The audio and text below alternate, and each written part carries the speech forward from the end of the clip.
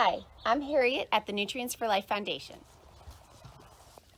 Many of us spend a lot of time at baseball fields in the spring. Not this year.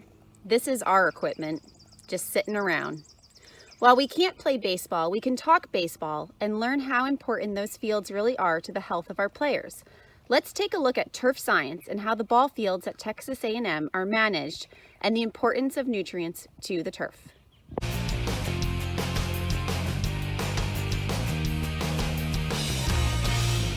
All plants need three things. They need water, sunlight, and nutrients. Here at Bonus Crop Fertilizer, we supply the nutrients, the nitrogen, the phosphate, the potassiums, the micronutrients, possibly slow-release nitrogens. As we add our nutrient values to the sunshine and the water, we get growth on all the plants and turf fields around your school. Most turf fields are different from, say, your backyard. The professionals come in and put in a sand base or sandy loam type soils that percolate very well. That means water goes through that soil extremely fast, and that deletes the nutrients. Also, the sandy soils like that might not have a lot of organic matter. The big sports fields need a lot of small applications to keep the nutrient level up for them to grow and look as good as, say, Kyle Field at Texas A&M. For us to know what product to produce for the customer, we either have a soil sample that has come back that shows us what is in the soil itself, and then how we can put together an analysis that will help cure any major issues and also promote nitrogen, phosphate, and potassium. Another major concern in turf management is particle size of your fertilizer.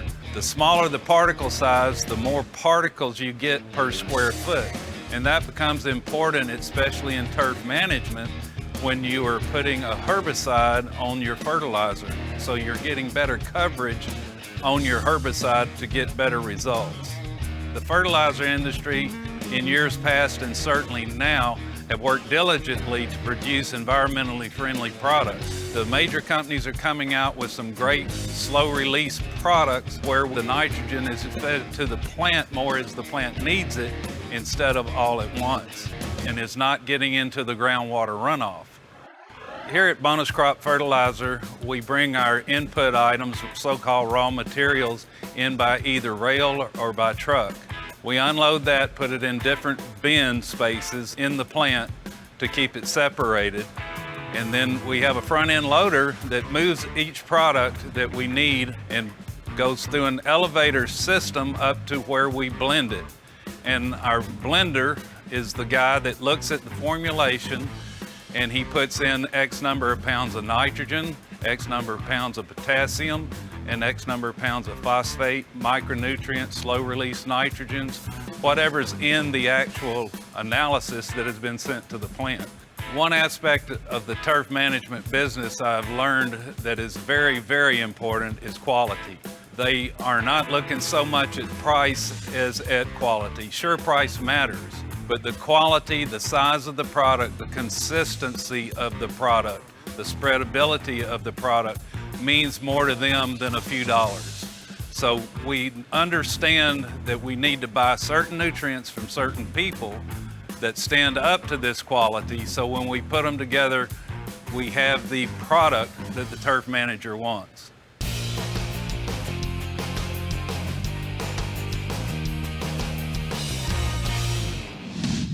Welcome back. I just really want to make sure that I have all of my bases covered. So let me make sure I understand this process. You take a soil sample from your turf, you send it over to Tony in his lab, and from his report, you understand what nutrients and in what quantities you need to apply to the field. So then you're able to put in an order with somebody like Steve's company. He provides the right nutrients, the right quantities, you apply them to the field, and then you kind of just repeat the cycle over and over again, correct? Exactly. It's just a constant cycle of we evaluate conditions of the field, the soil conditions, the nutrient levels, the weather, and then once again the condition of the field, and we just basically continue that cycle over and over and over and continue to maintain the surface. Excellent. I do have a few more questions here.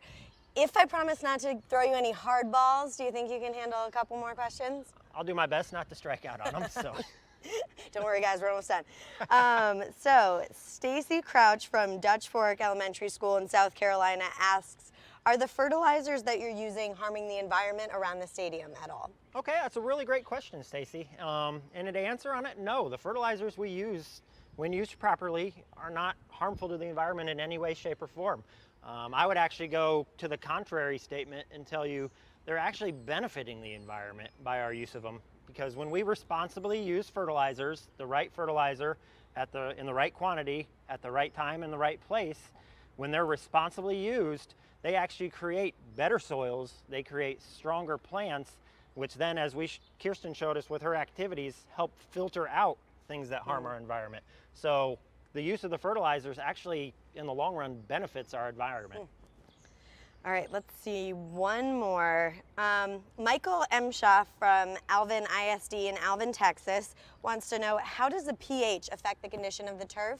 And then how do you maintain the pH? Okay, great question. Glad we got one in from Texas here. Yeah. So, I touched briefly on when we talked about the soil test reports, pH being one of the important things that we really pay attention to. And that's because it can have such a drastic effect on the plant. So ideally, the ideal pH range for a turf grass is in the 6.5 to 7.5 range on the pH scale.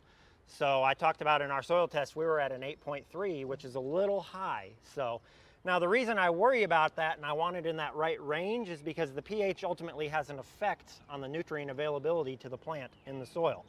So if I get a pH that's too far below that 6.5 range, there's certain elemental nutrients that are essential to the plant that become tied up in the soil and they're held more tightly, and so the plant can't access them as readily.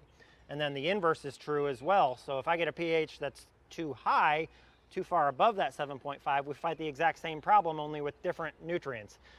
There's other nutrients that when you get in that high scale, they become less plant available. And so we're always trying to balance that middle ground, that 6.5 to 7.5, to make sure the maximum nutrient quantity is available to the plant so that we can have a happy, healthy plant.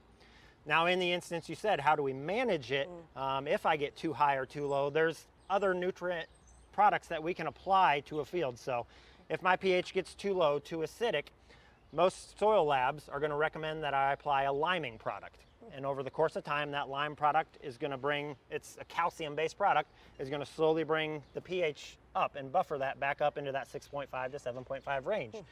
The other side, if the pH is too high, like in our case, we have an 8.3, the common recommendation from the soil lab is to apply either a sulfur product or a gypsum type product.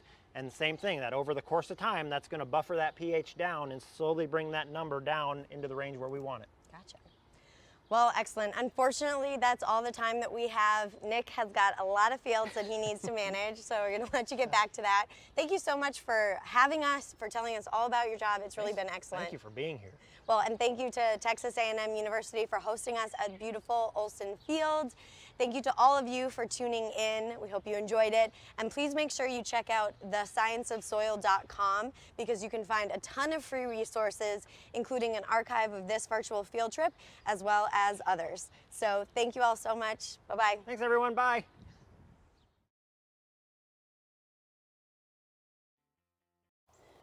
We hope you enjoyed that quick look at how baseball fields are managed. For more information, check the entire virtual field trip out at nutrientsforlife.org.